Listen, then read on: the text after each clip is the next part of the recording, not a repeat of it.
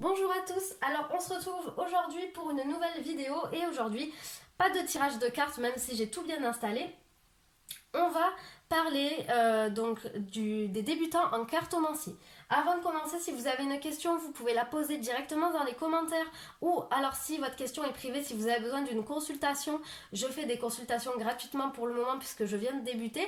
Donc je vous mets mon Instagram, donc pour les consultations c'est vraiment bien de m'envoyer un message sur Instagram.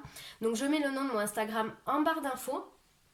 Et n'hésitez pas à vous abonner à ma chaîne parce que j'ai décidé à partir du mois de septembre ou octobre, je verrai normalement septembre si j'ai le temps, donc de vous expliquer des méthodes de tirage, quelles sont-elles, etc. Vous donner des exemples, des idées d'association de cartes, présenter les jeux un par un.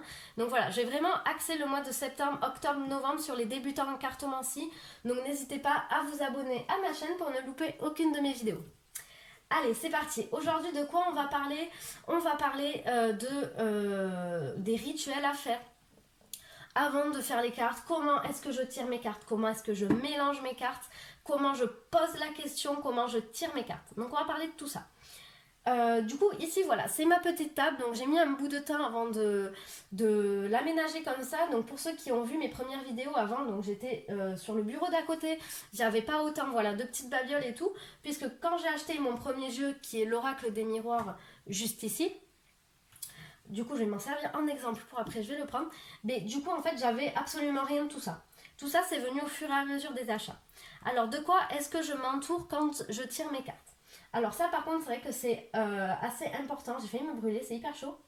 C'est assez important parce que ça permet en fait de ne pas avoir de mauvais esprit entre guillemets, de négativité qui va venir vous attaquer. Donc c'est une bougie blanche, moi la mienne elle vient de chez Action. Vous pouvez également aussi acheter, vous savez, les petites bougies chauffe-plat, et hop, comme j'ai à l'intérieur de ma fleur de lotus, bon celle-là est rouge, mais voilà, les bougies blanches ça permet ça. Niveau protection, on peut mettre de l'encens, faire brûler de la sauge blanche. On peut également mettre du sel aussi et des pierres qui protègent. Donc ici j'ai ma petite labradorite. Donc c'est une pierre qui justement aide à combattre les énergies négatives.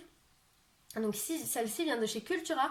Vous avez cette grosse pierre, pour moi je l'ai payée 10 euros. Donc elle a des reflets, je ne sais pas si vous verrez à la caméra. Elle a un petit peu des reflets de toutes bleu, jaune, vert. Voilà. Ensuite, bon, ça c'est propre à moi, mais j'ai un Bouddha, des fées, j'ai une lampe de sel. Ici, j'ai un cristal de roche et j'en ai un autre ici en brut. Et ça, c'est une géode de cristal de roche puisque ça aide à développer justement la clairvoyance, la voyance, tout ça, la médiumnité, tout ça. C'est une pierre associée au chakra coronal. Qu'est-ce que j'ai d'autre? Ici, j'ai dans ma bouteille ici de l'eau de lune. J'ai une autre bougie blanche que je n'allume pas. Des bougies, voilà, donc qui parlent un petit peu de Jésus ou autre. Donc c'est à vous d'adapter comme vous le voulez. J'ai un quartz rose ici, un ange, une fée. Ici, j'ai dans un bol mes petites runes. Donc, en fait, vous pouvez créer un hôtel particulier. C'est à vous d'y mettre ce dont vous avez envie. Moi, j'ai mis après un petit tapis pour protéger mes cartes. J'ai la bougie des 7 chakras juste ici, une fleur de lotus. Donc voilà, comme je vous l'ai dit, une petite tortue. Comme je vous l'ai dit, en fait, tout ça, au début, je n'avais pas. C'est venu petit à petit, en fait, que j'ai acheté des choses pour embellir mon espace. Donc c'est à vous, vous baladez dans un magasin. Par exemple, mon Bouddha, il vient de chez Action, le bol aussi, la bougie là, la bougie ici, celle-ci également. Donc vous voyez, vous n'avez pas besoin d'aller forcément dans un magasin ésotérique pour acheter, puisque même ici, mon plateau, c'est moi qui l'ai fait. Vous achetez ce qui vous plaît, ce qui vous donne envie, ce qui vous appelle et mettez-le sur votre table. Ensuite, un petit conseil, par contre, c'est vrai qu'un tapis c'est pratique parce que ça permet de ne pas abîmer les cartes. Parce que moi, je sais que je déteste abîmer mes affaires et encore plus mes jeux de cartes parce que pour moi, c'est plutôt assez précieux comme petit objet. J'aime, voilà, c'est mes petites cartes à moi. Je sais que j'aime pas qu'on me les touche, j'aime pas qu'on me les prenne. Voilà, je suis assez maniaque avec ça. Du coup, je mets un petit tapis, donc ça, c'est ma mère qui me l'a fait. Donc vous n'êtes pas obligé d'en acheter un hyper cher, hein, aussi vous pouvez le faire avec du tissu, vous mettez un petit peu voilà, des décorations ou autre et ça fera entièrement l'affaire. Ensuite, de quoi est-ce qu'on va parler? On va parler de comment est-ce que je range mes cartes. Donc je vais déplacer ma caméra. Alors, est-ce que ça va être faisable ce que je veux faire? J'espère. Là, hop là.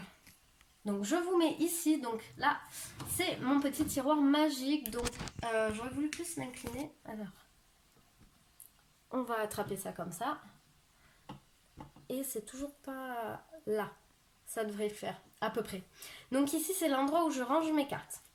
Alors j'ai, comme vous le voyez, donc les jeux qui sont rangés, quand j'ouvre le tiroir ça bouge, donc j'ai des jeux qui n'ont pas de pochon qui sont rangés dans l'ordre de taille en fait. Donc voilà, tout ça c'est mes jeux qui n'ont pas de pochon. Sinon ce que je vous conseille c'est quand même de fabriquer, donc moi je suis en train d'en fabriquer mais c'est vrai que ça prend du temps, de fabriquer des pochons pour ranger toutes vos cartes dedans pour ne pas les abîmer. Vous pouvez également en acheter, hein, ceux-là où j'ai dedans donc des petits jeux, les petits messages des fées, et dans l'autre j'ai le petit message des anges. Donc ce sont des petits pochons achetés chez Action, hein, vraiment je les ai payés je crois 2 euros les 4, quelque chose comme ça. Il y a aussi des jeux où on vous fournit les pochons, mais ça par contre c'est plus rare, c'est vraiment les jeux que vous allez acheter un petit peu plus cher. Et du coup j'aime bien avoir dans mes jeux un petit cristal de roche pour justement les faire un petit peu se reprendre en énergie ou autre. Donc voilà là où je range mes cartes. Avant donc j'avais une petite panière qui traîne là, mais j'aimais pas trop, je trouvais que c'était pénible pour ranger. Là au moins c'est plutôt simple, moi ça me convient comme ça. Après vous pouvez garder donc dans les boîtes d'origine vos jeux ou autre, vraiment c'est vous qui faites comme vous le sentez et comme vous en avez envie. Allez, je vais essayer de vous remettre bien comme il faut.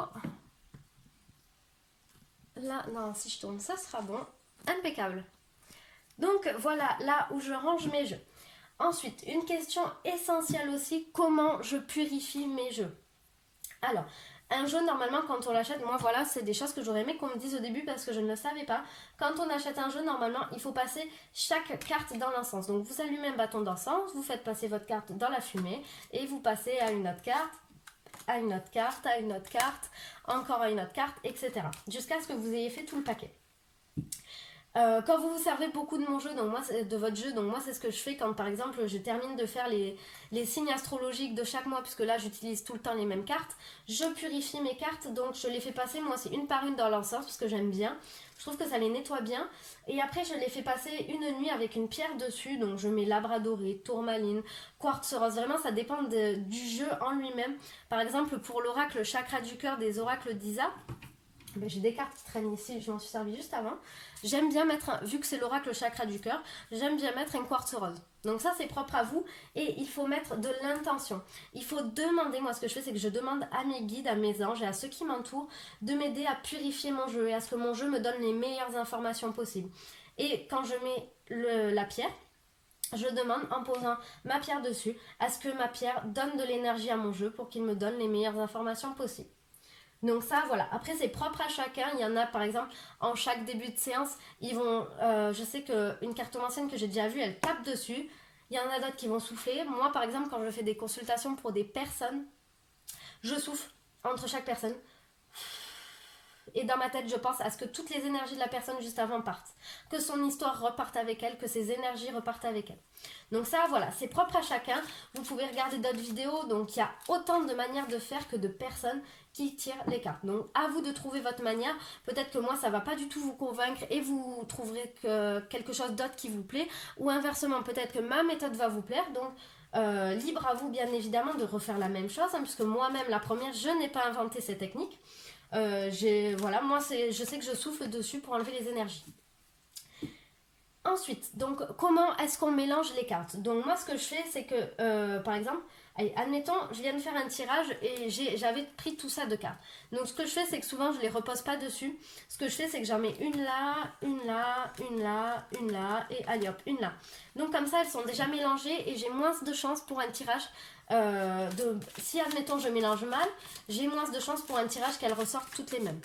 Donc moi ce que je fais, donc il y en a qui tirent les cartes comme ça. Moi je sais que je les prends sur le côté. Comme ceci. Après il y a la technique également, donc ça c'est plutôt pas mal quand vous venez d'acheter votre jeu, qui consiste à faire 2 tas à peu près de parts égales et de faire rentrer les cartes comme ça. Donc comme vous avez dû déjà voir cette méthode pour les magiciens, moi je sais que c'est celle-ci que j'affectionne le plus. D'ailleurs, quand j'achète un tout nouveau jeu, après l'avoir purifié, je mélange mes cartes pendant 10 minutes. En fait, ça me détend énormément de faire ça. Vous avez dû le voir pendant la vidéo, j'ai dû le faire. Dès que j'ai un jeu en face de moi, en fait, je prends mes cartes et je les mélange.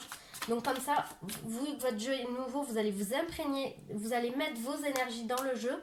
Et j'avais lu aussi, donc je sais plus où, que c'est peut-être utile de dormir des fois avec son jeu pour qu'il se reconnecte bien à nous. Donc moi, c'est ce que je fais de temps en temps, je purifie mes jeux et je les prends pour dormir avec moi. Donc c'est plutôt intéressant de faire ça. Ensuite, on va parler, du coup je vais me lever, je vais mettre pause à la vidéo. Du coup je suis allée chercher ma petite boîte à pierres où dedans en fait je range mes pierres, toutes les pierres que j'ai, donc les petits modèles. J'ai également des pierres brutes ici, j'ai une calcopyrite en brut que j'aime énormément, je la trouve très jolie cette pierre. Donc voilà ma petite boîte. Alors comment est-ce que je fais quand par exemple je fais une vidéo YouTube et que je veux faire des messages donc propres à chaque pierre. Donc je ferme les yeux, je regarde pas mes pierres et je demande à ce qu'on me donne des pierres. Et par exemple, je vais sentir qu'il va falloir que j'aille plus à droite ou plus à gauche, plus au milieu ou autre. Et j'attrape les 2 ou 3 premières pierres qui me viennent. Je regarde mes pierres et je sais que c'est celle-ci.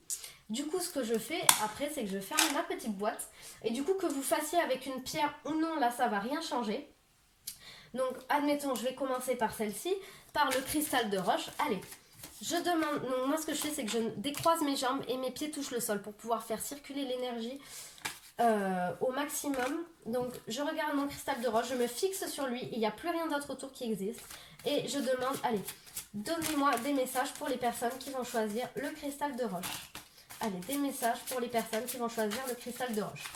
Et admettons quand on a, allez, on va dire ces 2 cartes, elles ont sauté, c'est un exemple. Vous avez mélangé et elles sont tombées. Donc ces cartes vont être absolument utiles pour la lecture. Donc hop, on a quoi? On a des messages là, d'accord. Allez, je retire. Donc moi, ce que je fais, c'est qu'une fois que j'ai mélangé, j'ai des cartes ou non qui sont tombées. Je les prends, je les mets de côté. Elles me serviront de complémentarité. Ce seront des compléments, pardon, pour quand je vais prendre mes messages généraux. Donc là, je me concentre. Allez, pour les personnes qui ont choisi le cristal de roche, tac, tac, tac. Donc voilà, c'est un exemple. Et après, je prends mes cartes et j'analyse. Donc là, c'est totalement du bidon, hein, ce que je viens de vous faire. Forcément que ça n'a aucun sens puisque j'ai rien demandé.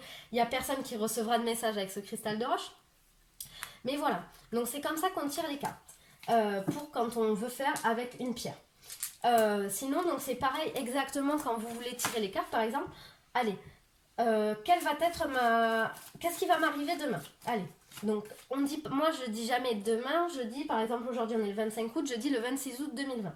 Qu'est-ce qui va m'arriver le 26 août 2020? J'ai une carte qui sort, moi j'en veux 2 ou 3. Allez, qu'est-ce qui va m'arriver le 26 août 2020? Et tant que je bats les cartes, je repose ma question. Qu'est-ce qui va m'arriver le 26 août? Voilà, j'ai mes 3 cartes qui sont là. Donc, on a quoi? L'argent, l'homme et le cadeau. La générosité de la part d'un homme, une relation enrichissante avec un homme qui est un cadeau de là-haut, etc. Donc voilà, il y a en tout cas des énergies avec un homme pour moi demain. Donc je dirai d'ailleurs sur Instagram si j'ai pensé à voir qu'est-ce qui s'est passé. Si vous me suivez sur Instagram, du coup j'essaierai de mettre voilà, en story. Donc s'il y a eu quelque chose par rapport à un homme, donc de la générosité, on m'offre quelque chose, c'est une relation tombée du ciel, je vais vraiment m'épanouir dans ma relation avec mon copain demain, voilà, ça peut être plein de choses comme ça. Donc toujours quand vous mélangez les cartes, quand vous avez une question, posez-la en continu et vous verrez que les messages tomberont dans le sens. Voilà ce que je voulais vous dire. Alors j'espère ne rien avoir oublié. Alors comme je vous l'ai dit, n'hésitez pas à me mettre en commentaire si vous voulez que je vous dise ce qu'on pourrait faire, c'est faire jeu par jeu. Donc par exemple l'oracle des miroirs, vous présentez un peu le jeu, vous expliquez, vous montrez des associations de cartes, les tirages qu'on peut faire avec, etc. Donc si vous êtes débutant en cartomancie ou si vous vous intéressez à ça, mettez-moi en commentaire si ça vous intéresse que je fasse jeu par jeu et quel jeu est-ce que vous voulez que je traite. Donc j'espère que cette vidéo vous aura plu, n'hésitez pas à la liker et à vous abonner et on se dit à bientôt pour une prochaine vidéo. Au revoir.